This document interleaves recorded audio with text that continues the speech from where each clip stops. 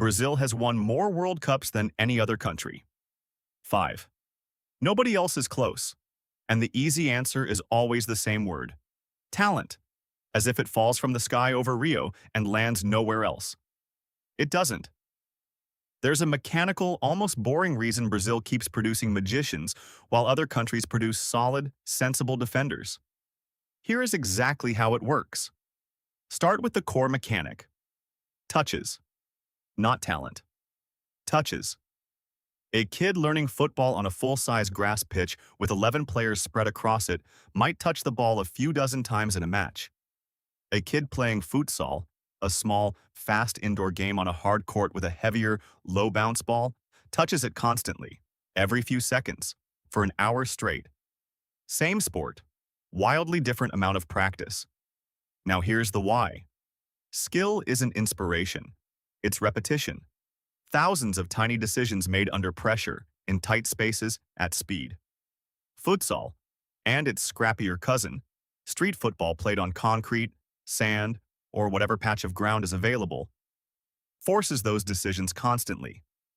There's no time to think. There's only time to react. So the body learns the trick before the brain even signs off on it. This is where it escalates. Because Brazil didn't just stumble into this. Poverty did a lot of the coaching. In neighborhoods without money for full pitches, proper boots, or grass, kids played anyway, barefoot, on tiny surfaces with whatever ball they had. That constraint, the lack of space, is exactly what futsal simulates on purpose. Brazil's greatest players, Pelé, Garrincha, Ronaldinho, Neymar, all came up through some version of this. Small spaces, high repetition, low equipment. The poverty wasn't the point. The compression was. And that compression builds something specific. Close control, quick feet, the ability to solve a problem your body hasn't been told the answer to yet. Coaches call it technique. Brazilians just call it football. Here's the twist most people miss, though. This isn't destiny. It's infrastructure. Informal, unfunded, accidental infrastructure, but infrastructure all the same. Which means it can erode.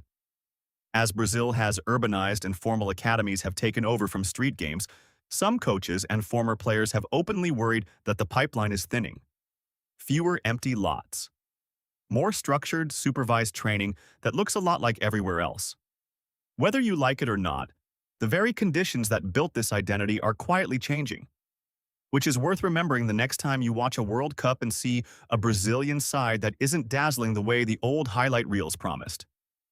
It's not that the country forgot how to play, it's that the concrete courts and the crowded streets, the actual factory floor, have less room to operate than they used to.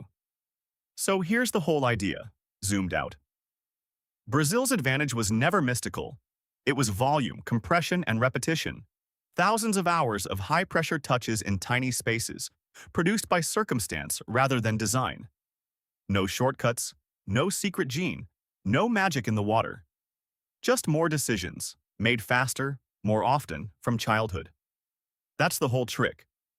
It was always available to anyone with a small court and enough time. The game has not changed. You have. You're welcome. Subscribe if you enjoyed this type of content. It means a lot.